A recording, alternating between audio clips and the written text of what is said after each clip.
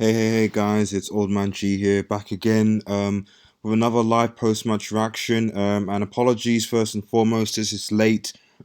Sorry, I've got a bit of a cold for one, but also I was just busy yesterday. I couldn't really give a post-match reaction yesterday. Unfortunately, I was preoccupied.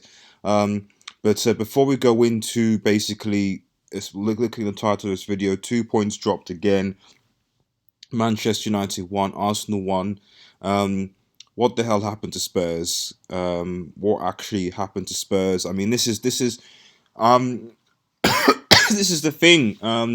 You know, a lot of Manchester United fans. It's very easy to say, "Oh, right, okay, we want a manager." They see maybe Pochettino doing well. They see Lampard doing well. They see his players doing well. And they're like, right, okay, we want this manager in. Um, because our manager doing particularly good, and then you then see this result, and it's like, what the hell?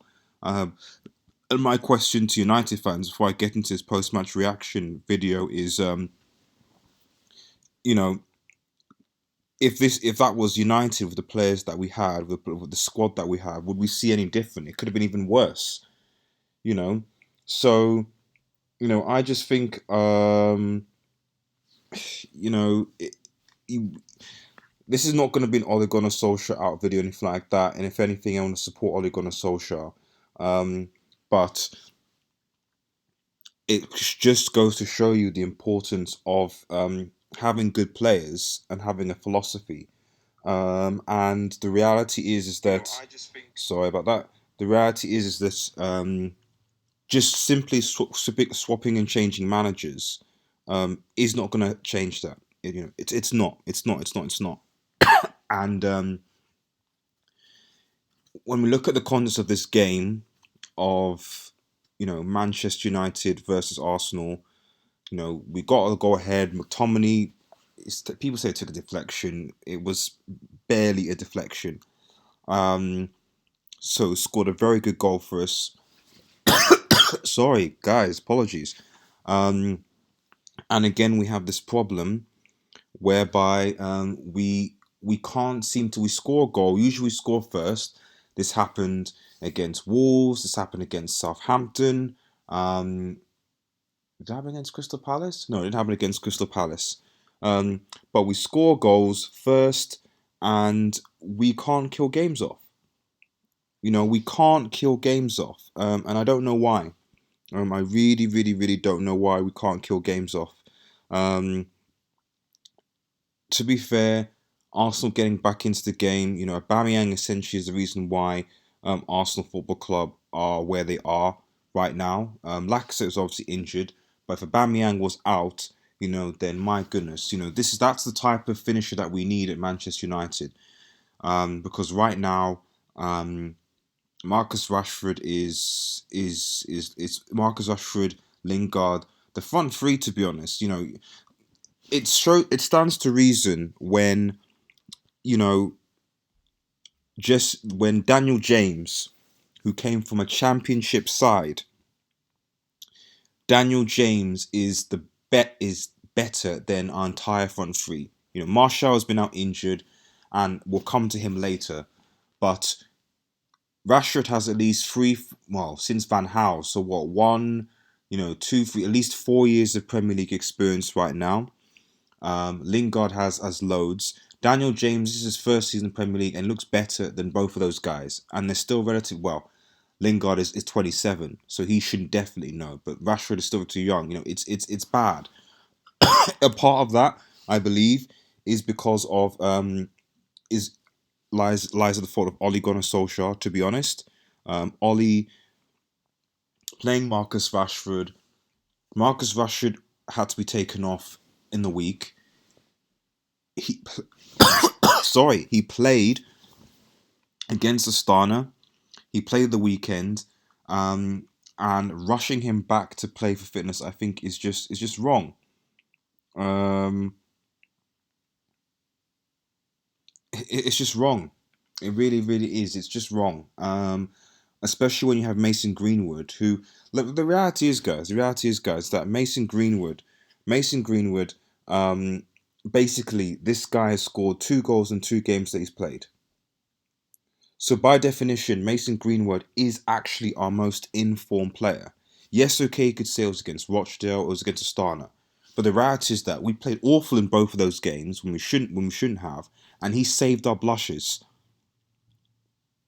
So Mason Greenwood actually saved us in this game. If Mason Greenwood, we can say, oh yeah, but it was, put him in against Arsenal. It was like if Mason Greenwood wasn't playing, there's a very good chance he would have lost against Rochdale and Astana. Marcus Rashford, I cannot remember the last time Marcus Rashford. Tell me what you think in the comments, guys. When was the last time Marcus Rashford scored from open play? When was the last time? When was the last time he scored from open play? Like I can't. I genuinely can't remember. Um, so this is a problem. I think this is a really big problem, guys. Um, what else really? Before I go into some more individuals, you just have to talk about Ollie. The tactics that Ollie is employing. I mean, I actually thought that we were going to play 3-5-2. When I saw Twansibi playing, I was like, right, that's good. I'm glad that Rojo didn't come into the side. It was going to be a Rojo and Ashley Young thing because that would have been trash. Axel Twansibi actually was probably our best. He was arguably. I know McTominay's on the pitch and he's there because he scored the goal. But to be honest, Twansibi was actually our best player. That's what I believe. I think Axel Twansibi. I think when you're looking at Twansibi playing now, you're starting to think if we're gonna play 4-2-3-1 or 4-3 or whatever it is that Solskjaer's talking about. Because if we go to Newcastle and play 4-2-3-1, that's banter. We shouldn't be playing two holding midfielders against Newcastle, home or away. That's nonsense, especially against a Steve Bruce side that are gonna be defensive. So no, but Axel has really kind of, in the games that he's played, showed that I think he deserves a starting spot. Okay, he's played against Arsenal. Yes, he made that mistake. Although I don't fault him completely. You know, the reality is that we're not actually conceding that many goals. On average, we're conceding 1 goal a game. We conceded 2 against Crystal Palace, barely just. But outside of that, okay, and we conceded 2 to West Ham, I think, didn't we? But generally, we're conceding, on average, 1 goal a game. So we're not conceding that many goals, but we're not scoring any either. And that's what our problem is. Our problem is scoring. And I'll say it again, guys. Why on earth would we sell Lukaku and let Sanchez go without getting in replacements? I said at the start of the season that going into the season, it was unrealistic to expect to place the hopes in a 70-year-old Mason Greenwood to carry goals as well as Marcus Rashford and Martial, when especially Marcus Rashford and Marcus Martial haven't given us evidence that they can score 20 plus goals a season. They haven't. Rashford hasn't. This is his fifth season now because he was the first season of Van Gaal. Yeah, so from the 5th season, I think even. Yeah, because 1 season under Van Gaal, then 2 Mourinho, then Mourinho Solskjaer, and then this season. Yeah, this is Rashford's 5th season, and he hasn't scored more than 20 goals in a season. Neither has Martial. Lukaku did score. Like, it was foolish. I'm sorry. I'm really sorry. It was foolish. It really was foolish to sell a player, i.e. Lukaku, who had a proven history of scoring more than 20 plus goals a season. Yes, he only scored, I think, was it 15 goals last season, but he scored goals and goals in the box, and it was a ridiculous decision for us to let him go. It was absolutely, positively ridiculous. Absolutely. So we're missing that, and we say, oh yes, we need to get a forward in January. It could be too late. The only consolation that this game has goes, if we look at the table, we are 10th, which is embarrassing, frankly. And we've got relegation form. But the only thing you can say is that, well,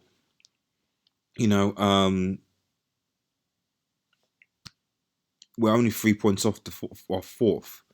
And, I don't think, any United fan was thinking that we're going to go for the title. Absolutely not. We're not going to go for the title. And I'll say this right now: Liverpool. We might as well just give Liverpool the title. I'm not 100% sure about the Champions League. They're usually good in Europe. I'm not sure whether they can, because looking at Bayern and looking at PSG, they look strong. Real Madrid are trash, absolute trash. Real Madrid, no chance. Barcelona, I think it might be a bit too much for them as well. But PSG and Bayern look okay. So we'll see. But you might as well give the Premier League to Liverpool right now. I think City's defensive issues will come to bite them against teams that have quick forwards and good finishers. Like Leicester City, for example, comes to mind. Even to be honest, Arsenal. If Aubameyang runs at Otamendi and Fernandinho, he's scoring goals. So I just think that defensively, yes, okay, but I think they will struggle. I think they will definitely struggle. Um, so you know, United are certainly not in a title race at all. It's gone. We're 6 games in, gone. No way. Um, but are we in a top four race? Yes. And again, much like towards the end of last season, it's because of how bad other teams are doing. You know, Liverpool and City will get the two spots. So you're left with the remaining two. Um, the only difference now is that Leicester look quite strong, and I wouldn't put it past Leicester get sneaking into that top four place. So now we have a situation where um, Leicester could potentially get into third or even fourth, and now you have Tottenham, Arsenal, Chelsea, and United fighting for fourth place. Now that is scary because it was easy for it to be top six. Now it's seven, and now potentially we have like, sorry, seven, yeah. If we include Leicester in the mix, and you essentially have Spurs, Arsenal, Chelsea, United essentially fighting for that last fourth place. And if I'm honest, looking at current form, looking at potential, looking at players and squad depth, Chelsea look like they get it. If I give you a prediction now, sorry we're going to be off topic, guys. But give you a prediction now, I'd say Liverpool, City, Leicester on form right now, and then Chelsea. That's what I would say, because Leicester City have got a good manager, a good coach in Brendan Rodgers, and they've got a good team. Assuming all the players remain fit, um, they've got a good chance. Um, whereas, and Chelsea, a lot of the players are coming back from injury. Kante's coming back, Rudiger, all these different players, they're coming back from injury. So, and they've got finishers. Tammy Abraham, Mason Mount. They're clinical. They can score goals. And they play a beautiful brand of football. Spurs look like they're having a crisis right now. We'll see, because they often have this issue with Spurs where they dip and then dip and dip. So we'll see about Spurs. But and who else was so yeah, Arsenal. I just think Arsenal aren't going to travel well. I cannot remember the last time Arsenal won a game away from home. And that's where they're going to drop points. If they have an away games, they will drop points away from home. And then Manchester United. Well, Manchester United. So there we go. So guys, It's disappointing. I'm not gonna lie. I think the Arsenal were there for the taking. They were there for the taking. We should have gone for them. And I get that this was essentially if we lose to Arsenal here, we're screwed type of job, and Ole Gunnar doesn't want to lose. But you know, this game, to be honest, was a bore fest for the most part, and it just goes to show you how much these teams, um, you know, completely and totally are not where they are. I just cannot see United or Arsenal, for that matter, challenging for the title anytime soon. So we can talk about top four, top four, top four, and all the rest of it. But what's the point in getting to top four when we're not challenging for anything? It's just a status. Oh, we got into top four. Or we got into top four. It's just status, though. It doesn't mean anything. You know. it's frustrating. It's frustrating. And the only positives I can take from this game are that one, we didn't lose. Two, ultimately we're still 3 points off the top four, although we are 3 points bottom. McTominay had a good game. Twansibi had a good game. I think Pogba was okay. When Fred and Greenwood came on, their impact. But to be honest, I think a lot of blame is starting to increase the amount on Ole Gunnar Solskjaer. His selection, why he continues to pick Lingard, I've got no idea. Why he continues to play Rashford instead of Greenwood, and Greenwood has scored more goals from open play than Rashford has. I bet against weaker teams, but I don't know. I would stick Greenwood in against Newcastle. I would. Rashford needs to rest. It's actually starting to frustrate me now because I it's not because I'm saying Rashford is trash. It's because he's played so many games, and I don't understand why Ole Gunnar Solskjaer will not at least try Greenwood. You know, Frank Lampard, Tammy Abraham. Yes, okay, Tammy Abraham's got more experience, but he's tried using Tammy Abraham, and it's worked because he's got his confidence in him. And even though Tammy Abraham missed chances, missed penalties, did all these things, the manager trusted him. Ollie talks about youth, and yet we don't see the trust in youth. You know, there have been yet to be any youth. I would argue youth players. You know, I'm not going to count McTominay, Rashford as youth. I'm talking. What is Ole Gunnar? So even if you look at every single manager thus far, they brought in a youth player. You know, we were cussing McTominay for Mourinho, for example, for bringing in McTominay as that's what youth player. Oh, it's just youth player. But look at McTominay now. Like, yes, okay, he's not the best, but still, he's in the team. You know, with Van Gaal, it was Marcus Rashford. You know, I don't know what Moyes was because Moyes didn't have enough time. But those two managers, they brought in a youth and they hung the coats to them. Who is Ole Gunnar Solskjaer's youth player here? It should be Greenwood, but he's not playing Greenwood. So is it Twansibi? You know, who is it? Who is it? I don't know. I really don't know. Um, but he needs to sort that out quick. If I was Ole Gunnar Solskjaer against Newcastle, because I think we're away to Newcastle this weekend, I think we go to 4-3-3.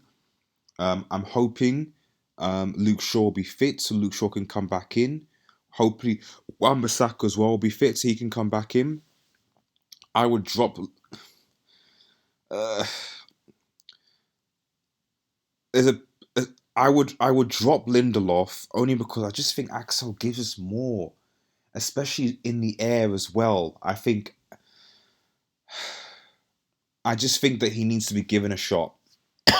Maguire and Lindelof are sort of, here and there. Maguire probably slightly better, but personally for me, I